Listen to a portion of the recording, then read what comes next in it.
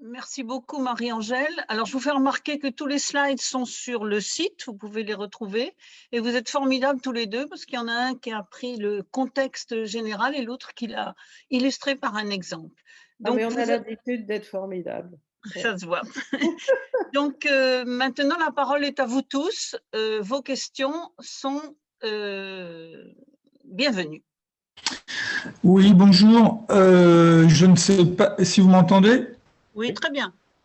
Bon, alors j'avoue que je ne me souviens plus trop. C'était une première question, c'était sur quelles sont les notions de violence, comment sont-elles caractérisées au niveau juridique, justement, pour ce premier point-là. Et il y avait une autre question, j'avoue, je ne me souviens même plus ce que j'avais dit au fil c'est plutôt les réactions au fil des exposés. Et la deuxième question, si vous voulez. Sur la violence, c'est... Ah ben allez-y, lisez-la, j'ai pas... La deuxième question, c'est Oui. s'il n'y a pas de dépôt de plainte de la personne qui est concernée, dans le cas des décrocheurs, j'imagine, peut-on être poursuivi par une autre entité, préfet, procureur? Oui, c'était effectivement dans ce cas-là. Par exemple, pour l'exemple, si je me souviens bien, la mairie de Bègles n'a pas déposé plainte. Ils ont, contrairement à d'autres mairies. Par contre, est-ce qu'il y a effectivement la possibilité qu'une action soit attaquée en justice par les personnes autres que ceux qui ont été visés initialement? Alors, bien sûr, c'est le rôle du procureur. Le procureur défend en quelque sorte la société qui est gênée par un vol. Et ça a été le cas à Lyon, puisque dans mon souvenir, la mairie n'avait pas non plus porté plainte, et c'est donc le procureur qui a intenté l'action. Sinon, sur la violence, la question n'a pas été travaillée par le juge dans la mesure où tout simplement, il n'y a pas eu de violence dans aucun des cas, dans la mesure où les choses se passent très vite et la police n'a pas le temps d'arriver. Et je pense que les gens des municipalités n'ont pas tellement envie d'aller à la castagne pour empêcher de prendre la photo du président. Donc, il n'y a jamais eu de violence Enfin, il n'y a pas eu de violence dans les deux cas que j'ai pu analyser. Alors, il y a des demandes de parole de Akara, puis de Marion. Akara, à toi. Bonjour. Vous avez peut-être pas étudié de près, mais moi, je voulais avoir aussi votre avis sur le modèle Paris. Parce que le cas de Paris, c'était réuni aussi les décrocheurs de personnes. Pardon, vous m'entendez? Oui, très bien, vas-y. Voilà, personnes importantes de AMV COP 21.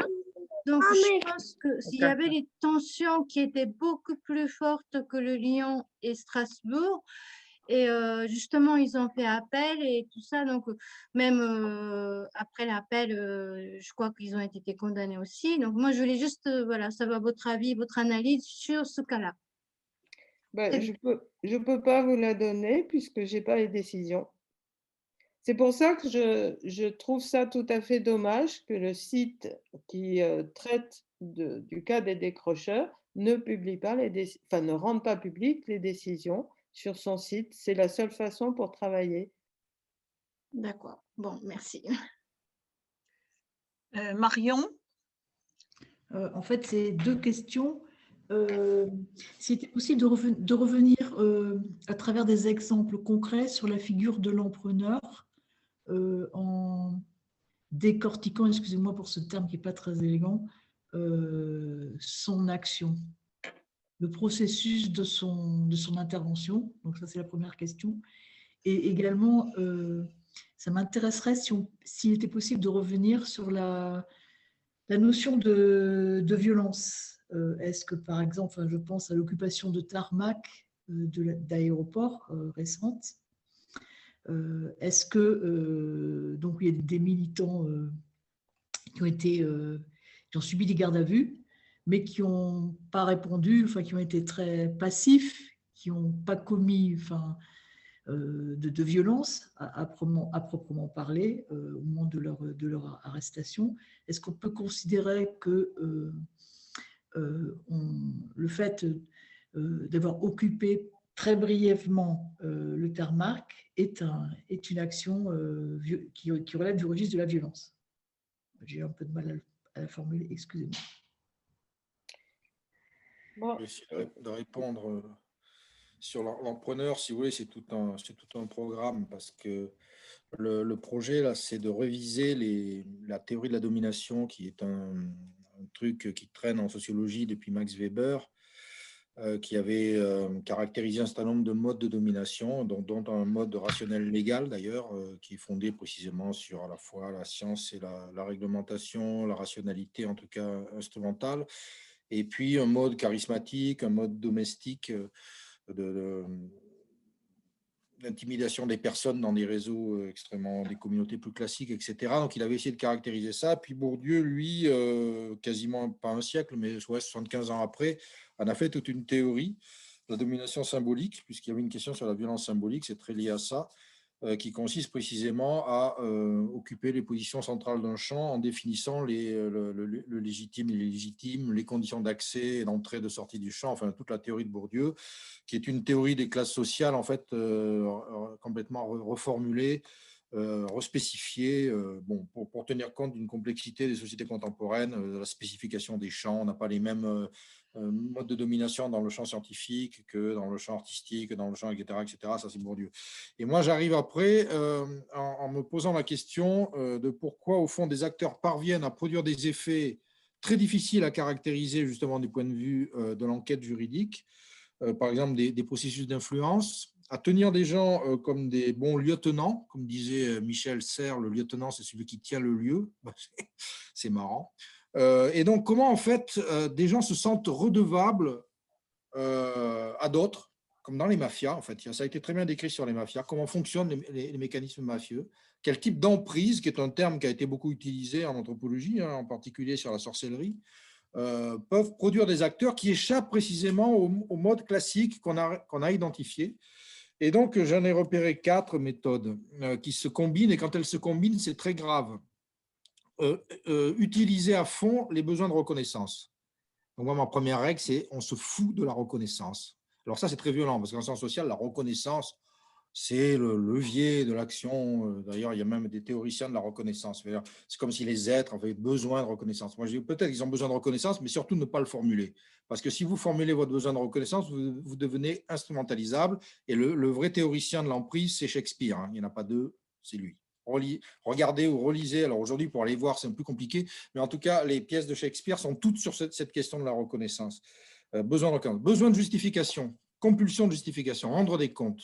Il y a des cas où on n'a pas à se justifier. D'ailleurs, on voit bien dans les procès, c'est très intéressant de voir ce que les acteurs amènent comme argument ou pas, ou attendent qu'on leur demande quelque chose pour répondre.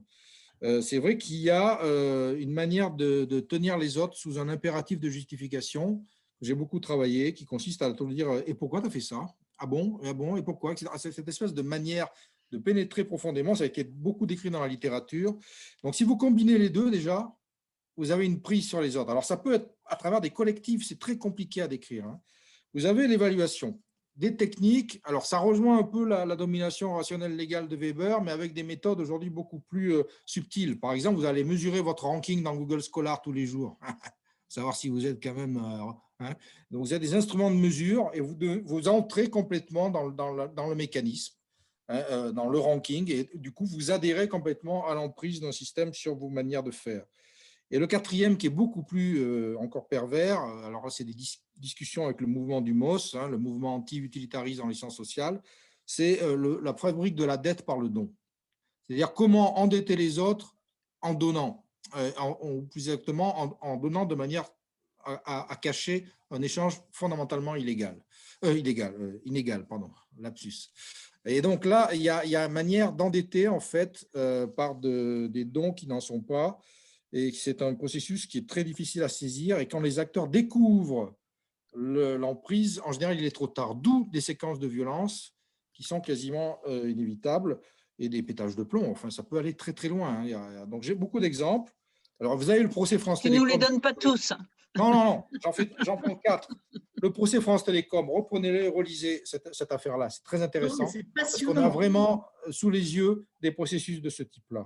Et donc, une forme de violence, alors qui n'est pas symbolique. Pour moi, il n'y a pas de violence symbolique. À partir du moment où il y a des conséquences, sont des dommages, soit irréparables, soit destructeurs, soit inhibiteurs, etc., c'est de la violence. Le mot symbolique, pour moi, est problématique dans cette affaire-là. La violence, c'est la violence. D'ailleurs, le harcèlement, tout ce qui s'est construit autour de ça montre bien que ça c'est pas symbolique. Ça produit des dégâts psychologiques, par exemple. Le préjudice d'anxiété, par exemple, en droit, c'est intéressant. C'est aussi des phénomènes comme ça. Donc, pour moi, il y a la violence symbolique, c'est un faux ami. Je vais prendre deux exemples qui me sont chers. Tu fais court, La hein, Francis. fédération de chasse, On a beaucoup de questions. chasse locale ici. L'autre jour, il y avait des types avec des fusils à 20 mètres de chez moi. Donc, j'ai appelé la préfecture. Il me dit, monsieur, ça ne vous regarde pas. C'est un décret pour régulation. Je n'ai jamais vu un sanglier ici, personnellement. Bon, voilà. Et donc, arriver à briser l'emprise de cette fédération de chasse sur la forêt, il faut vous assurer qu'on a des gens armés en plus en face de soi, avec des 4x4. C'est très difficile. Donc là, vous avez un exemple très concret d'acteurs qui ont réussi à la fois légitimer, à construire une coalition avec les pouvoirs publics et à rendre littéralement, à coloniser le monde sensible au sens de la manière dont on vit la forêt ici, entre maintenant le mois de juillet jusqu'à fin mars. Je ne sais pas si vous réalisez la période de chasse, son extension, etc. Donc ça, c'est une emprise très concrète. Et donc forcément, organiser une résistance à ça, soit ça va passer par des actes à un moment donné limites, forcément, et on va retrouver, alors je ne sais pas si on peut décrocher des fusils, mais c'est pas évident, ou désarmer des chasseurs. Mais on voit bien, donc les emprises, alors la FNSEA, c'est un autre exemple, bon, je ne vais pas rentrer dans tous les cas, mais où il y a... Non, il faut que tu conclues, parce que sans ça, on n'aura pas toutes les questions. Non, mais c'est une question de fond. Hein. Donc, voilà, donc sur j'ai répondu. Et sur le tarmac, c'est sûr que c'est une rupture de l'ordre ordinaire. Donc, toute rupture de l'ordre ordinaire est violente. Si vous avez un objet technique qui vous lâche, c'est un moment de violence. Alors après, ce n'est pas de la violence au sens droit pénal, forcément. Voilà. Merci beaucoup. Désolé, mais c'est compliqué. Je vous propose que Alima, Philippe, Sonia et Nicolas posent leurs questions et Marie-Angèle et Francis répondront. Ça va peut-être nous permettre d'aller un tout petit peu plus vite, sinon la deuxième session va être un peu squeezée. Alors, Alima. Oui, bonjour. Merci d'abord pour ces interventions hyper intéressantes. Ma question porte sur la loi dite séparatisme, puisque en février dernier, donc, il y a eu une adoption par les députés de la loi confortant le respect des principes de la République, le respect par tous des principes de la République, qui va passer devant le Sénat le 30 mars. Et cette loi oblige les associations qui reçoivent des subventions à signer un contrat d'engagement républicain. Dans ce contrat d'engagement républicain, les associations s'engagent à sauvegarder l'ordre public. Donc, je voulais avoir votre sentiment par rapport à cette loi et notamment par rapport à toutes les actions du coup illégales et revendicatives des associations. Merci beaucoup, Alima. Philippe?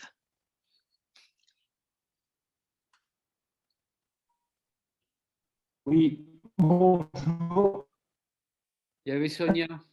Donc, je voudrais revenir sur cette histoire. Oui, je m'en occupe. Je voudrais revenir sur cette histoire de violence symbolique. Est-ce que vous m'entendez? Oui. Allô? Oui. Vous m'entendez? Vas-y, parle dans ton micro, oui. Je voulais revenir sur cette histoire de violence symbolique parce que la question qui a été posée était très précise.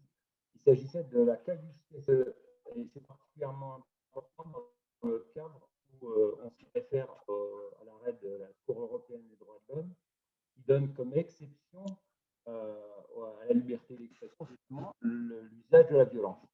Donc, par rapport à ce qu'a dit Francis sur toute rupture de linéarité est violente, la question n'est pas est-ce que le sociologue considère que ça c'est violent, mais est-ce que le juge, lui, va pouvoir considérer que c'est violent. Deuxièmement, par rapport aux décisions craignait que les décisions de justice ne soient pas publiées par le site des faucheurs de chaises. Et je voudrais savoir si les décisions de justice, pour moi, c'était des documents qui devaient être publics. C'est des rendus de justice, donc ça doit être des documents administratifs publics. Qu'est-ce qu'il en est, voilà. Merci beaucoup. Sonia? Oui, j'ai une question pour Marie-Angèle à propos de la CEDH. Vous avez cité la décision de la CEDH qui invalidait le jugement français n'autorisant pas le boycott, enfin ayant condamné des groupes qui avaient pratiqué le boycott contre Israël en Alsace. Et ma question, c'est de savoir quelle est l'autorité de la CEDH sur les juridictions des pays membres, puisque même après ce jugement, qui remonte maintenant à 2 ans, la France considère toujours et attaque des groupes pour pratiquer le boycott et dit que c'est illégal. Alors, est-ce que c'est uniquement un jeu politique de dire que le boycott est illégal, ou est-ce qu'il y a vraiment un fondement pour que le système judiciaire d'un pays puisse aller contre la CEDH? Merci Sonia. Et Nicolas, dernière question. Oui, bonjour. Une question aussi pour Marie-Angèle, mais ça allait dans le même sens des nombreuses questions concernant la violence. Et je pensais au cas d'Extinction Rébellion, dont j'ai le sentiment que les actions ont été prises ou interprétées de façon plus violente, en fait. Donc, même si cela est contestable. Donc, comment est-ce que le droit a travaillé cette question de la violence dans certaines manifestations du même genre? Merci. Merci beaucoup, Nicolas. Alors, Marie-Angèle et Francis, vous pouvez répondre aux différentes questions, s'il vous plaît. Je propose que Marie-Angèle commence, puisque Marie-Angèle. Question sur le droit. Alors, déjà, il y a les questions de Philippe Lebourg, je ne les ai pas entendues du tout. Donc, je pense qu'il vaudrait mieux qu'il m'envoie un mail, qu'il me téléphone ou n'importe quoi pour que j'essaye de lui répondre. Sur les autres… toutes les questions peuvent être mises sur le site. Hein. Sur les autres, je pense que oui, quand il y a une condamnation par la CEDH, eh bien, il peut y en avoir une autre après.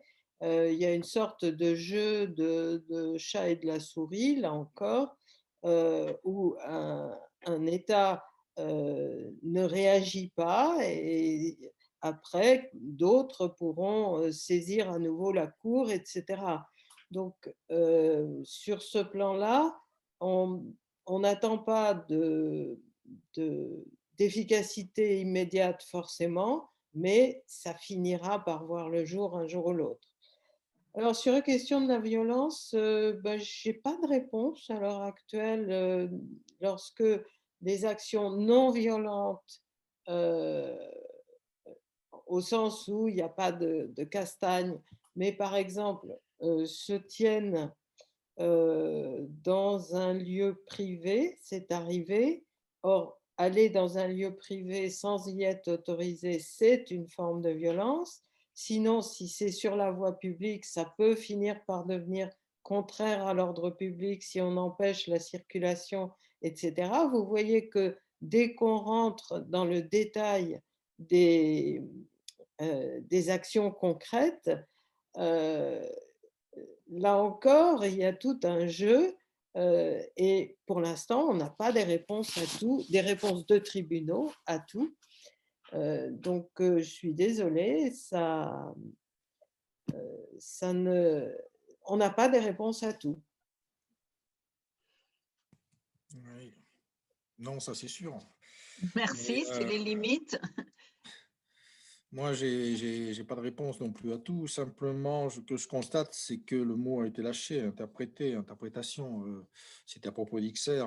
Justement, j'ai un étudiant qui a infiltré XR, qui a passé l'année avec eux. L'année dernière, c'était plus compliqué que prévu puisqu'il y a la pandémie, mais disons que effectivement, d'abord, c'est un objet de transaction et de discussion permanente dans les acteurs. C'est pas quelque chose qu'on doit voir uniquement comme une action programmée qui va se confronter à un État stabilisé d'un droit ou de représentation collective. Il y a un processus délibératif qui d'ailleurs est un test pour les collectifs, parce que très souvent il y a des désaccords qui surgissent, etc. Donc par exemple à Gonesse, autour du triangle et de la défense de la lutte contre Europacity, il y a eu au moment de la nouvelle séquence là, sur la ZAD, évidemment des gens qui disent moi j'ai une expérience de Black Bloc, est-ce que je peux vous aider? Donc les papis et mamies qui étaient là, qui sont des gens dans la retraite, qui sont plus des anciens cadres, qui ont une culture, voilà, etc., plus légaliste, évidemment, en disant oui, vous allez sûrement pouvoir nous aider, mais le projet n'est pas de faire une ZAD ultra-violente, etc. Alors, c'est quoi une ZAD ultra-violente? Débat, et il y a eu des réunions à n'en plus finir pour arriver à caractériser au fond ce qui était licite ou pas. Donc, pour moi, c'est intéressant, c'est de prendre les choses en processus, avec des expérimentations des limites. Les limites ne sont jamais posées complètement, elles se testent. Quand les chasseurs viennent ici, ils testent les limites, en fait. Ils n'ont pas le droit. Et donc, effectivement, si j'ai le courage de leur dire, je m'expose, c'est-à-dire, tiens, lui, là, le bobo parisien, alors que je suis périgourdin, mais le bobo parisien, il vient nous emmerder, celui-là, il faudra qu'il fasse gaffe. On est dans des jeux où la violence est latente, elle est présente. Le droit, évidemment, ne peut normalement, alors c'est intéressant de voir sur la nouvelle loi sécurité dite, alors qui est plus sécurité globale. J'avais un point là-dessus tout à l'heure. Moi, je sais, je suis un peu long, hein. Mais c'est quand même compliqué. On ne peut pas s'en débarrasser avec de slogans, hein. Je veux dire, le problème, c'est la caractérisation des intentions, par exemple, qui est rentrée un peu aujourd'hui dans le droit sur la question des policiers. Enfin, c'est quand même complètement dingue, parce que normalement, je veux dire, il faut de la matérialité. Et donc, il y a la question de la preuve, on va vers des questions de traces, de démonstration. Regardez les fameux interruptions de travail, ITT, etc., avec le calcul, voilà, alors qu'il y a des blessures qui sont beaucoup plus profondes. Donc, tout ça, c'est un travail interprétatif. Je pense qu'une société démocratique, c'est une société qui ne refoule pas ça de manière complètement cachée, invisible, mais au contraire pose constamment la question de ce qui fait violence, à qui, comment. Et effectivement, c'est pour ça que ce qui choque, ce qui trouble, et ça, de ce point de vue, c'est très bien vu, je veux dire, doit être l'objet d'un débat public. Il ne doit pas être quelque chose qui est simplement tranché par référence à une norme qui serait valable dans tous les contextes. Et on voit bien que ça peut varier et que des personnes sensibles, comme on dit souvent, peuvent être plus affectées que d'autres, par exemple, tout simplement. Et donc, il faut tenir compte de toutes ces variations. Et je pense que c'est pour ça qu'il y a un travail à faire en amont et en aval des décisions les plus apparemment carrées du point de vue droit formel. Voilà. Merci beaucoup. Écoutez, je propose qu'on arrête maintenant cette session. Vous pouvez envoyer toutes vos questions sur le Framapad et je vous propose de reprendre dans 5 minutes.